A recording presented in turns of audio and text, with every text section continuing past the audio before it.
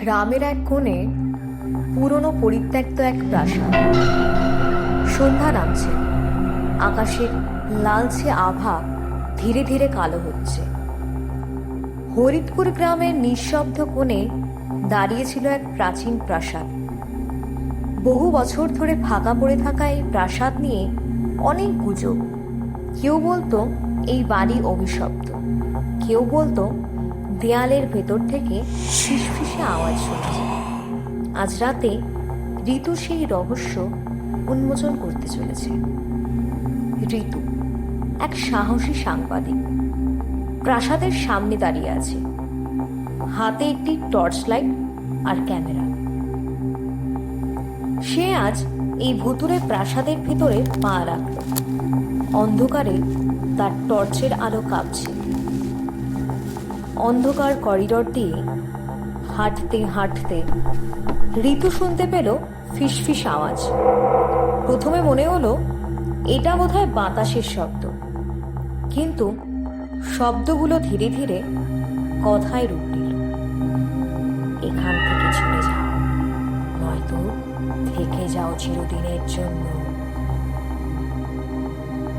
ছেঁড়া পর্দার পেছনে ঋতু একটা দরজা আবিষ্কার করল। দরজা খুলতেই দেখা গেল এক আশ্চর্য ঘর। ঘরের দেয়াল জুড়ে অজস্র ফটোগ্রাফ, সবগুলোতেই একই মুখ, যেন তারা ঋতুর দিকে তাকিয়ে আছে। ঋতু ফটোগ্রাফগুলো ভালো করে দেখতে লাগলো। হঠাৎ একটি ফটোর মধ্যে থাকা মানুষটি নড়ে উঠল।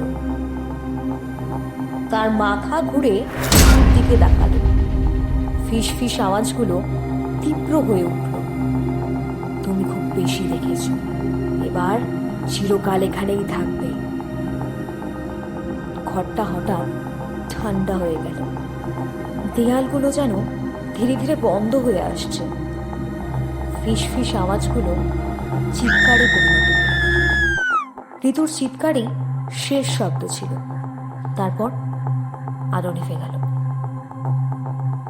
কয়েকদিন পর গ্রামের লোকেরা তার বাইকটি প্রাসাদের বাইরে দেখতে পেল, কিন্তু কেউই ভেতরে ঢোকার সাহস করল না। ঋতুর গল্প কেউ জানল না। হয়তো সে নিজেই ফিসফিসে দেওয়ালের অন্তরালে